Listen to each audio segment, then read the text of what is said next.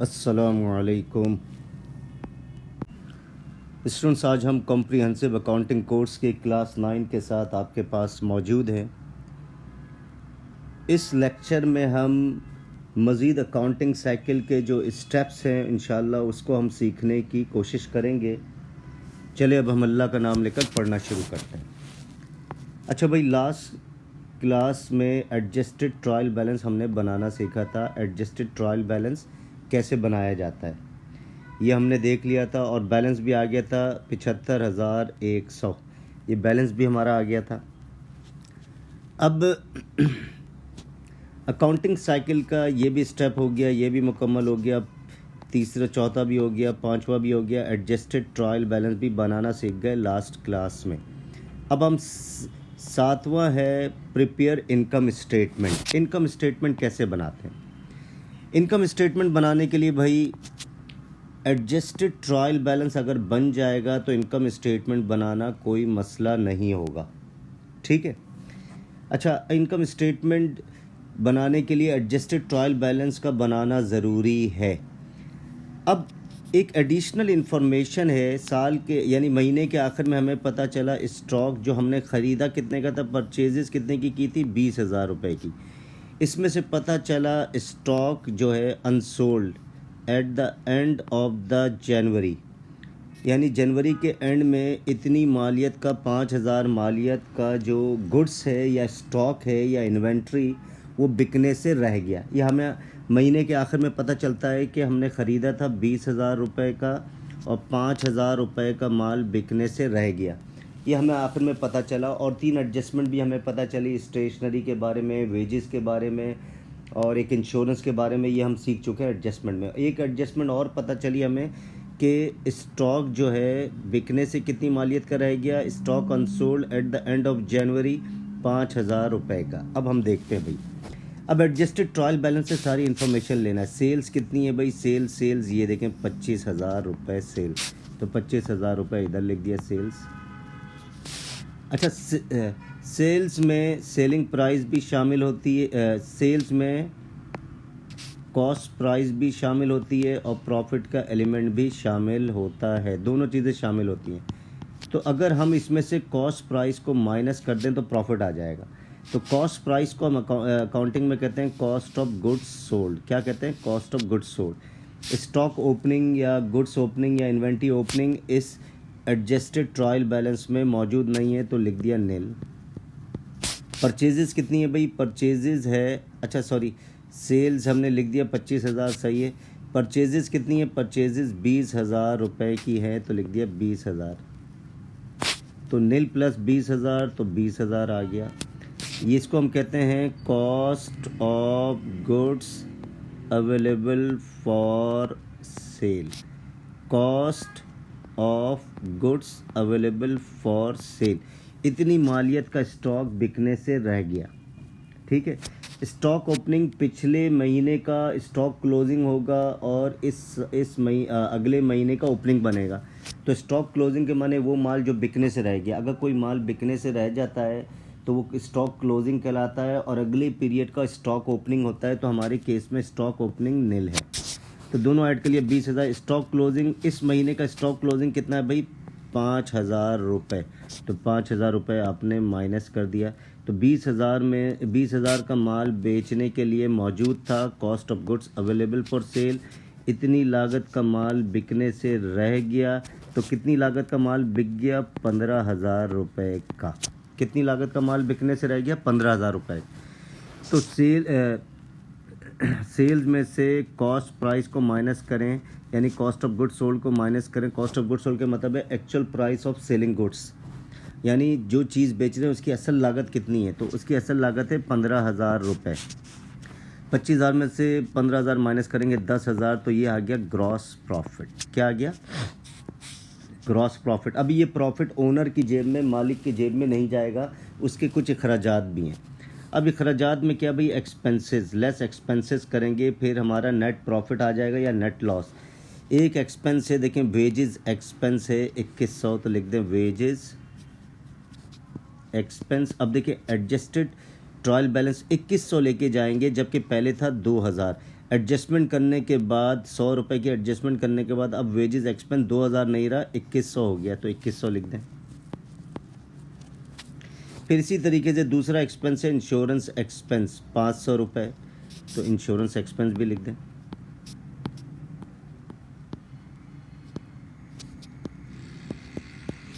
₹500। फिर इसी तरीके से वेजेस पेबल एक्सपेंस नहीं है, वेजेस हम लिख चुके हैं। स्टेशनरी एक्सपेंस कितना है? 1200 रुपये, तो स्टेशनरी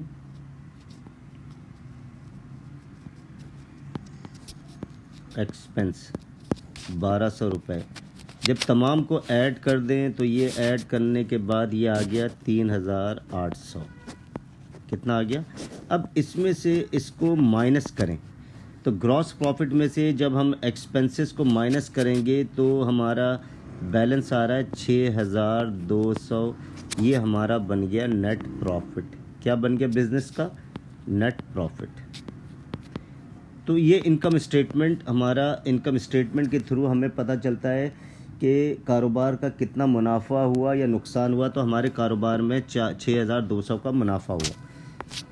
अब आ जाए भाई बैलेंस शीट। इसी एडजस्टेड ट्रायल बैलेंस से हम बैलेंस शीट भी बनाएंगे। तो देखें, बैलेंस शीट हेडिंग डाल दी एज एट जनवरी 31 और इनकम स्टेटमेंट में हेडिंग डालेंगे income statement for the period ended 31 जनवरी। अगर 2020 का बना रहे हैं तो 2020, बैलेंस शीट भी बना रहे हैं 2020 का तो 2020।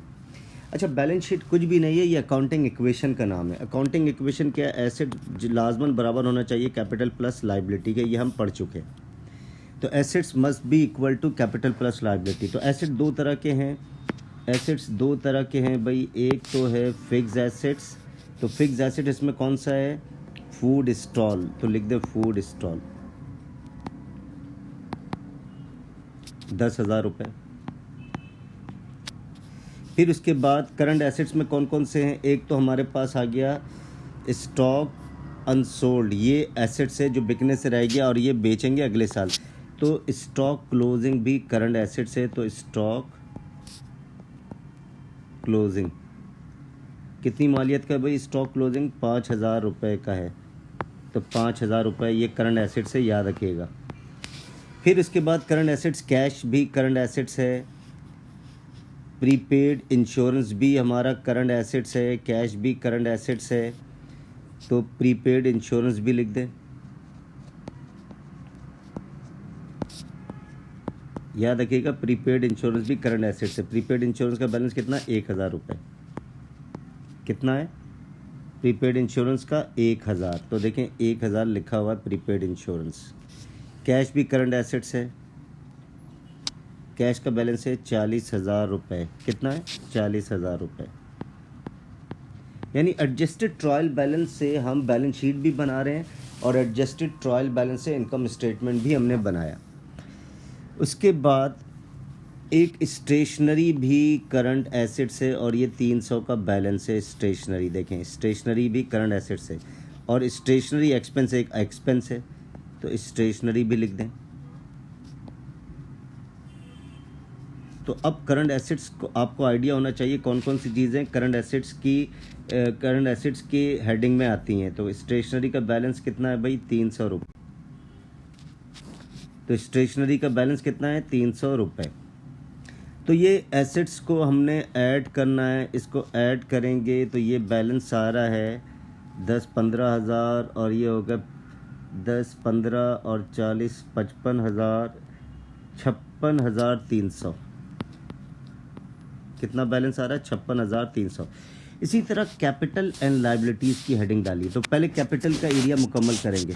तो कैपिटल का एरिया मुकम्मल करने के लिए सबसे पहले कैपिटल ओपनिंग लिखते हैं और कैपिटल ओपनिंग है 50,000 रुपये। तो कैपिटल ओपनिंग लिख दें 50,000 रुपये। अब ये जो हमारा प्रॉफिट हुआ है 6200, ये कैपिटल को बढ़ाता है। कैपिटल बढ़ता कैसे? प्रॉफिट से कैपिटल बढ़ जाता है, तो ये आ गया 56,200। ठीक। कैपिटल ड्राइंग से घटता है। ड्राइंग का मतलब है कोई भी चीज़ निकाली जाए ज़ाती इस्तेमाल के लिए कारोबार में से, तो उसे ड्राइंग कहते हैं और ड्राइंग कैपिटल को घटाता है। तो हमारे केस में इस पूरे एरिया में ड्राइंग नहीं है, तो ड्राइंग हमने लिख दिया निल। तो ये आ गया 56,200। उसके बाद बारी आती है लॉन्ग टर्म लाइबिलिटी। वो लाइबिलिटी जो 1 साल से ज़्यादा अरसे में अदा हो उसे लॉन्ग टर्म लाइबिलिटी कहते हैं। लॉन्ग टर्म लाइबिलिटी में नॉर्मली आ जाता है बैंक लोन, और हमारे केस में बैंक लोन नहीं है तो लिख दिया नील। तो देखें पूरे केस में नॉन करंट लाइबिलिटी नहीं है, बैंक लोन के नाम से नहीं है। करंट लाइबिलिटी की बारी आएगी। करंट लाइबिलिटी में देखें वेजेस पेबल लिखा हुआ है। वेजेस पेबल है 100 रुपये। कितना है? 100 रुपये। तो लिख दें वेजेस पेबल 100 रुपये। अब हम सबको ऐड करें, ये पूरे एरिया को ऐड करें, लाजमन बराबर होना चाहिए। तो ये ऐड करें तो ये आ जाएगा 56,200 और प्लस 100 तो ये आ गया 56,300। तो देखें अकाउंटिंग इक्विवेलेंट एसेट्स को लाजमन बराबर होना चाहिए, कैपिटल प्लस लाइबिलिटी के, और दोनों बराबर हो गए। तो ये बैलेंस शीट है। तो स्टूडेंट्स ये हमने पूरी की पूरी अकाउंटिंग साइकिल हमने सीख ली। बैलेंस शीट कैसे बनाते हैं, इनकम स्टेटमेंट कैसे बनाते हैं, ये सारी चीज़ें अल्लाह की मेहरबानी से हम सीख चुके हैं। इंशाल्लाह अगली क्लास में हम मज़ीद कुछ नई चीज़ें देखेंगे। तो स्टूडेंट्स आई होप आपको ये तमाम कॉन्सेप्ट बहुत अच्छे तरीके से समझ में आ गया होगा। अगर कोई भी प्रॉब्लम है, कोई कन्फ्यूजन है, you can write on a comment box. अगली क्लास तक के लिए खुदा हाफिज़।